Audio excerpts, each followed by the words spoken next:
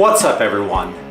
I am all showered up after what was, quite frankly, a long and fruitless day. This was supposed to be a video about me successfully mounting my new 38-inch Milestar Patagonia MT-02 tires onto my KMC Beadlock wheels. I watched a lot of YouTube videos that claimed that you could do this yourself. I tried my hand at it, and cut to the chase, I am giving up. I am going to mount these Milestar Patagonia tires to the existing non-beadlock wheels that are on my car, and I have a lot of lessons learned having tried to do this myself. So we're gonna cut to the bottom line up front here, and then I'll give you a lot of extras about the process that I went through, the highs and lows.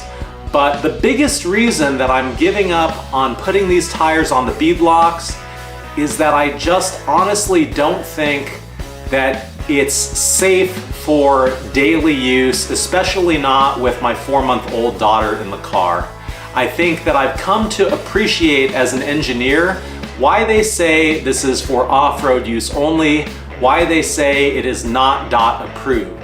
Now, that doesn't mean that people don't successfully run these, but I'm gonna explain the very technical reason why I've come around to deciding this is not for me.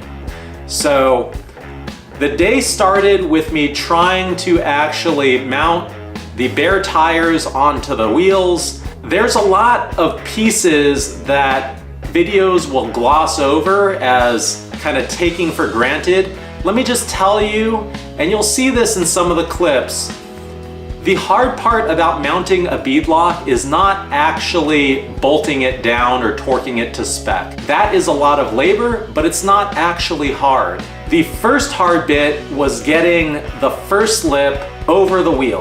That required a lot of jumping up and down on the tire. It was not nearly as easy as videos might make it out to be. The second hard bit, and this is the hardest bit, is actually getting the bead of the tire to seat properly in the beadlock wheel before you put the ring on it. It is incredibly difficult, especially as a one-person wrecking crew. If you're gonna do this, I highly recommend doing it with at least 2 people, because when you try to pry one side over, the other side will come up on you.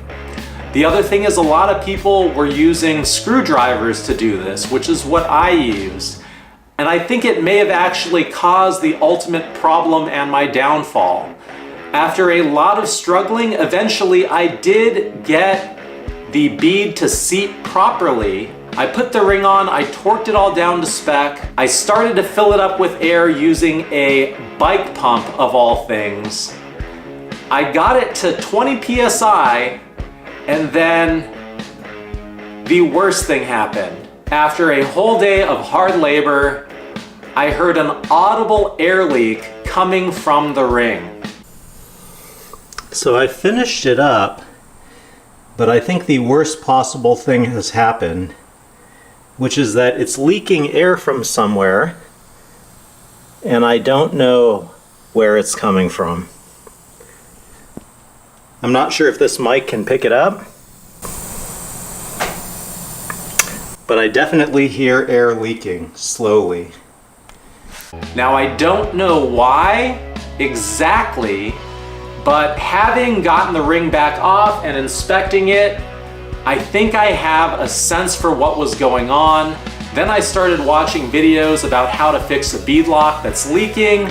I started Googling it, and this is where I decided it's just not for me. So the piece that's really interesting here is that a normal tire has this bead here, and that bead goes against the inner lip of the wheel and makes a solid airtight seal, and that's how the tire holds air.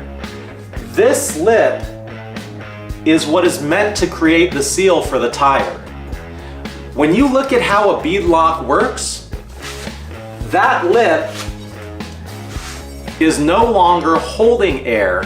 This is a coarse tread that's cut into this ring meant to hold the bead in place, hence the bead lock. But it doesn't have any air holding capabilities. This outer ring will leak air like a faucet if air can escape. There is no air holding capability done by this outer ring. So where is it done? When you analyze how a beadlock wheel is built, it becomes clear, especially after you mount it, that it's the inner ring of the tire up against the wheel that's holding the air. You have a piece of the tire that really wasn't designed as the primary holder of air, now doing the job of holding the air in the tire, where the piece of the tire that was supposed to hold the air is now not doing anything for you. So I had a leak, an audible leak, and it may very well have been my fault to an extent. I would say a big lesson learned is if you're going to mount one of these yourself, and you do use screwdrivers to try to get the bead of the tire to seat properly, do it sparingly, do it slowly, do it carefully, because if you don't, it's very easy to get frustrated. It's very easy to put burrs and take little chunks out of the wheel that can then prevent the air from holding. And again, you're trying to hold air in an area that was never really designed to hold air in the first place, and now you're using a screwdriver that potentially can damage the area that you're now trying to hold air with. It all becomes very problematic.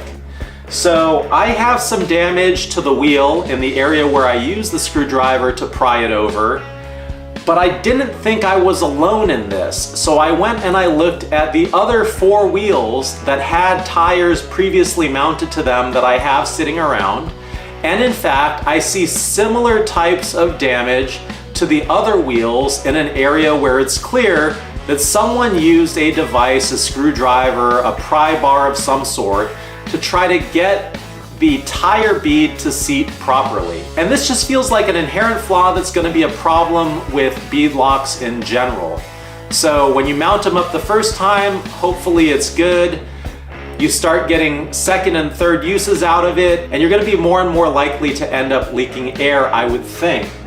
But even under the best circumstances, it's just clear to me that you're not actually holding air in the tire the way the tire was designed to hold air. And for that reason alone, I decided for these tires, which are going to be daily driven, highway use tires with my family in the car, it is just smarter to put them on regular rims. So I'm going to invert this back where I take the Mickey Thompson Baja Pro XS's and I can throw those onto these for off-road use. I feel perfectly fine using these off-road. Those tires have crazy sidewalls. You can air them down to almost nothing. And so in that situation, it's not so critical that the wheel hold air. You can always air up after a day of off-road use. I just don't want to make this my primary highway tire and, need to air up on a daily or weekly basis just to make sure that the car is safe. So I think that's all I have for this part, but if you want to stick around, I will show you the process of actually trying to mount a beadlock yourself. And I will tell you, as I will reiterate, that if you want to have a professional do this, do not feel bad about it. Yes, you can do this yourself. No, it's not nearly as easy as people will make it seem. And believe me, even just from a labor perspective, safety issues notwithstanding, it is still a lot of work. All right, everyone. So I just finished with one wheel, not even bolting it down. All I did was get the tire onto the wheel and the bead seated properly. And upon doing that, if you can see the sweat just dripping down my face, I've got something to relay, because I've seen a lot of YouTube videos and they all say you can mount your own beadlock wheel. This contrasts to talking to a local off-road shop where they said, yes, it's easy, but they actually charge an hour of labor per wheel because it is the most back-breaking work that they do. As an individual trying to do this in my own garage, the hardest parts are the parts that get glossed over. So the first hardest part was actually getting the tire onto the wheel to begin with, which wasn't all that hard relative to trying to get the bead seated properly in the face on the other side before you bolt down the ring. It was so difficult, especially with one person. If you're going to take this on, definitely try to find a second set of hands to help you, because as you try to pry the bead over the rim on one side, the other side will pop up on you and it becomes very difficult to get any sort of real progress.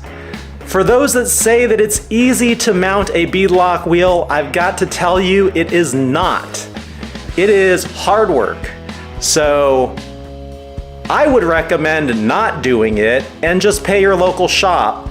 If you are a gearhead, if you really do enjoy the stuff, prepare for a long, hard day, but don't believe what everyone is saying out there that this is easy. It is a weird flex to say that this is easy. You can admit that this is hard. This is hard. So that ought to actually be the lead-off advice. If you're thinking about mounting your own beadlock wheels, I would highly recommend not doing it. It is difficult work. It is far easier to go pay your local off-road shop to take care of this for you, because while it is technically possible, it is not easy. I thought it was going to be as simple as bolting on 24 bolts around the face and torquing it to the right spec. That's a piece of the puzzle, but the piece of the puzzle that's work is actually getting the tire mounted onto the wheel properly, getting it onto the wheel to begin with, and then the much more difficult part, getting the bead seated on the face of the rim properly so that the ring can bolt down without pinching it. It is so hard. So here we go. I've got the finished product right here. Let's go take a look. Well, I shouldn't say finished because it's not actually done, but the hard work is complete. We have the bead of the tire sitting nice and flush along the wheel